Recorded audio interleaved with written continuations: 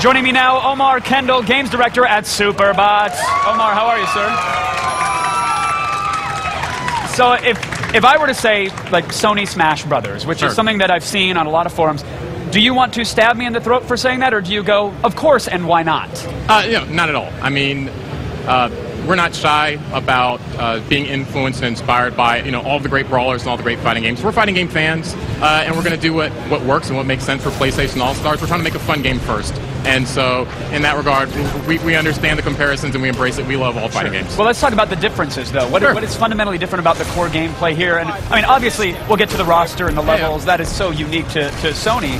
But the gameplay itself, what makes this game unique? Well, just I think fundamentally the core gameplay and the objectives. It is not about knocking dudes off of a level. This is about our super system and scoring the points by taking it directly to the different characters and performing these various super attacks and really seeing the cool spectacle that those supers bring. You sort of have this meter at the bottom of the screen, and we're seeing it now. You build it up by doing regular and or special attacks. You build up these supers, and then you can choose to unleash a level 1, 2, 3, so on super, right? That's exactly right. So as you fight, you build that meter, and you have 3 levels of super, and each one is progressively more expensive, but they're also progressively better at killing people. So you can go for the level 1 supers that are a little riskier, but if you have some skill, you can use those, and those are very cost effective. Quick kills right away. Exactly, and then you've got the level 3s, which are a little more expensive, but they're much better at killing, and of course they look really cool. And strategically, that's quite a choice to have in the mix, because you could die and lose the super you build up, correct? Oh yeah, absolutely. If you're sort of in the middle of getting ready to set a super up and someone just comes in and knocks you out of it, that's it. Your meter's gone, and you got to start all over again. Well, we had some gameplay up there. You guys announced 2 new characters at the press conference, and we're seeing them in action. We've got Big Daddy. That's right. Drake's in there as well, right? Yeah, so we're really excited to have those 2 guys. Of course, Nathan Drake, from Uncharted. Really interesting character, has a great sort of set of tools that he has access to, great guns, but he also gets in there with the punching and the kicking, and so we show that off as well. Then, of course, Big Daddy from BioShock offers a really unique play style to the game. This sort of once he gets going, berserker drill right to the face, pretty much. Exactly. It's really hard to stop him once he gets going, and he presents a really unique play style, and we're really happy to have him. And, unique characters are one thing, but the worlds that we're playing in look so vibrant, and it looks like you have to watch out for environmental hazards just as much as you do for other characters. Yeah, definitely. The levels play a super important part in the outcome of the game.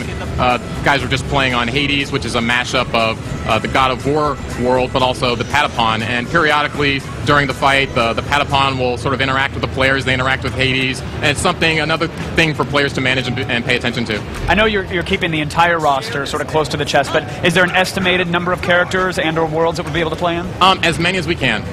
We're just talking about the 8 characters and 4 levels that we have, but we're going to be talking about characters from now all until release, so just pay attention, stay tuned. I certainly will. I got my Google Alerts set up, I'm on board. But now what about the multiplayer side of things, especially using, let's talk PS Vita. Yeah. Because that's interesting, not only can you use it to control the game, but you can play the game on your Vita, and it's the same experience you'd have on the PS3. Yeah, it's amazing. So, we, up until this point, had only been talking about the PlayStation 3 version of the game, but we're really happy to be talking about PS Vita, full crossplay. You can play, on the couch together. One guy's on PS3, the rest of the guys are on their Vita. Of course, you can play over PSN.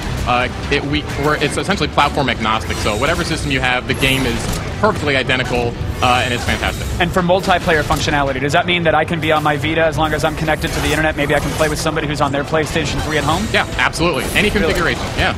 That's phenomenal. Yeah, we love it. So you mentioned that you've talked about 8 different levels. There are 8 different characters now, 4 different worlds. Yes. We're seeing another world here. What is this place? Right, so this is the Dreamscape. This is actually a level inspired by Little Big Planet. Yeah, I see the little pop-in coming out in the background there. Exactly, and true to form, the level actually is being built as the guys are playing it, so, and it's also different every single time, so it's not the same configuration every time.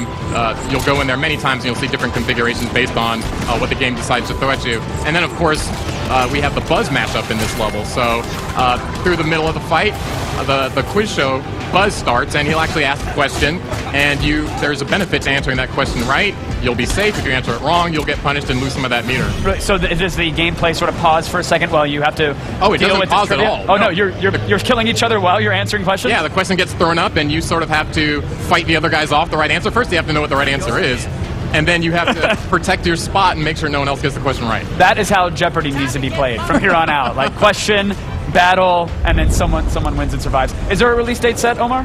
Yeah, we're looking at holiday 2012.